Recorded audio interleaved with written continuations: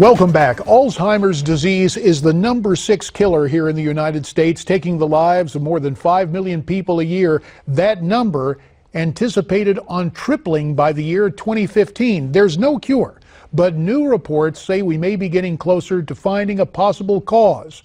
And that cause could put us all on edge. I'm on the edge of my seat right now because with me here at the anchor desk is our good friend, Newsmax health editor Tate. Nick is also, of course, the author of Da Vinci's Baby Boomer Survival Guide.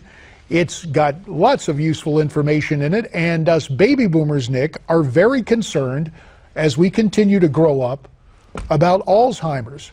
Now, what is it you're saying? Alzheimer's could be caused by infection? That's right. We should be clear, though, it's not an Alzheimer's virus or an Alzheimer's infection, but there's new research that suggests that, in fact, infections cause the brain to produce these tangles of proteins that then lead to problems in the function of the brain. So, in fact, what's happening is infections from bacteria, viruses, and even funguses are causing these tangles of proteins to kind of produce a natural defense against the infections, and they hang around and they grow, and that's what leads to problems with communication between brain cells that leads to memory loss and ultimately death. All right, let me drill down a little more on this. The kind of infection, because it's not like the common cold, or is it? It's not like the common cold, in fact, but there are a handful of viruses and bacteria that do seem to be tied to Alzheimer's.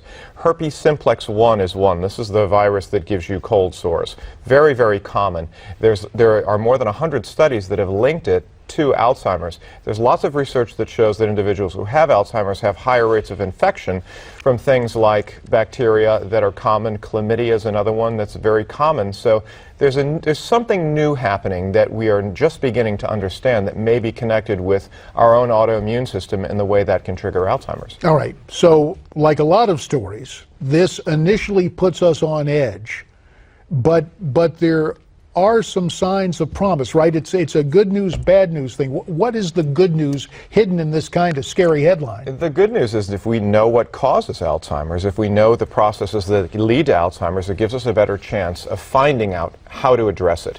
In this particular case, for instance, if we can figure out ways to knock down the amount of proteins that are in the brain that are triggered by infections, we can lessen the impact of Alzheimer's. There's even suggestion that future research could lead to a reversal of Alzheimer's symptoms by targeting this process in the brain. So that's the good news. A lot of money's been thrown at drugs in the last 10 years. Something like 400 different drugs, experimental drugs, have been tried and have failed. And so now there's a group of researchers who are saying, hey, we really need to look at this microbial connection to Alzheimer's as a new line of research that could lead to new therapies. And in fact, within the research community, I understand a group of them, 31 That's right. of the noted researchers on Alzheimer's are telling us what we've done before hasn't worked. It's time now for a new approach. And they're focusing on these proteins and the possible infections? They are. They're saying that this research has not gotten the attention that it should.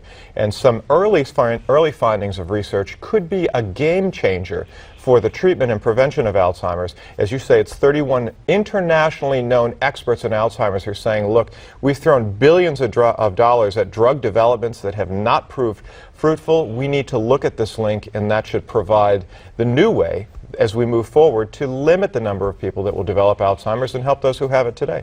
Now, you touched on drugs, but we don't want to mislead anybody who's watching tonight because there are a variety. Right now, there is a regimen, and our families have both been touched by this. Exactly. For purposes of full disclosure, and I will tell you, in the case of my mother, the intervention with prescription drugs made a difference. When we lost her, she still had great cognition. She knew us all. It was just her short-term memory was affected. And we realized that there are different ways that Alzheimer's affects different people, different brains. But we're not dismissing out of hand the current pharmaceutical pursuit and the medicine that people are prescribed. Absolutely true. And in fact, there have been great strides made in developing drugs, as you suggest.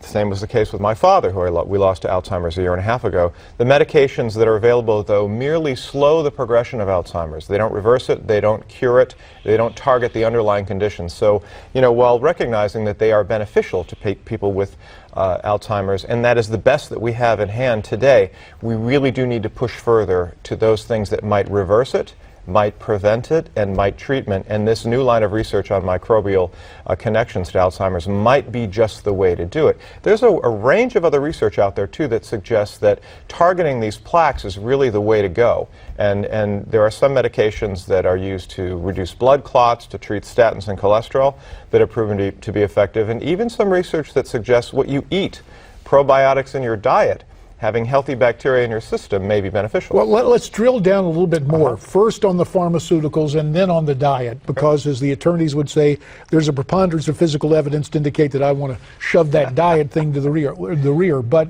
seriously, a little more on the medications. You're saying some of the statin drugs? That's right. Many of the things that have been found to be good for your heart, lowering cholesterol, treating the plaques in the blood vessels in your body, are also good for your mind. They reduce the plaques in not only blood vessels in the brain, but they can also reduce the buildup of these proteins in brain tissue themselves. It's early research. A lot of this research has really not really gotten a lot of attention, a lot of money, but it hints at, it points a finger of evidence at what could be some breakthroughs in the treatment and prevention of Alzheimer's. And some of those drugs are already available and already being used for other things. Blood clot lowering medicines, anti-clotting drugs have also proven to be effective for some people. So what we commonly call the blood thinners, some of that family. Exactly. So what we may end up with at the end of the day, the research shows that Alzheimer's may be caused by a constellation of things: genetics, lifestyle, diet. Maybe infections are a factor. And the more we learn about what causes it, the better able we're going to be able to prescribe treatments. Let me just ask you again. You mentioned probiotics. Yes, right. So that's helpful. And then that D word, the diet. We got about a minute and a half left. Can you combine those two and take us through it? What we really don't know about the connection between infections and Alzheimer's is why they trigger this change in the brain. But we do know that there's research that suggests that good bacteria in probiotics and prebiotics, we're talking about foods like yogurt, aged cheeses, kimchi, fermented foods, kombucha tea, they do seem to be a factor in inhibiting the development of Alzheimer's. And people who take them, who eat them, people who eat probiotics and healthy diets have a lower risk of Alzheimer's. So that's certainly something we should look at because they're healthy for us to do anyway. All right, so we think about chow and takeout. What's our takeaway tonight for Alzheimer's, where we are right now? About 30 seconds, Nick. For what we know now, do all those things that we know are healthy for us. Eat a healthy diet, nutritious diet. Add probiotics if you can find foods that you like. Yogurt would be one example. Aged cheeses and other fermented foods. Exercise is critically important every day. Sleeping well, de-stressing, and do what you can to lower your risk of infections. If you have herpes simplex, for instance, there are good antivirals out there that can treat it. And if you come down with other infections, just make sure that you get treated as soon as possible. Don't let them fester and become these potential problems down the road. So those are the takeaways right now, and of course the good news is the research continues, and the more we understand about Alzheimer's, that's right, and we look forward to those reports. Nick Tate tonight joining us with an update on Alzheimer's. There is more in this special 2-hour edition of Newsmax Prime, so stay with us for hour 2 right after this.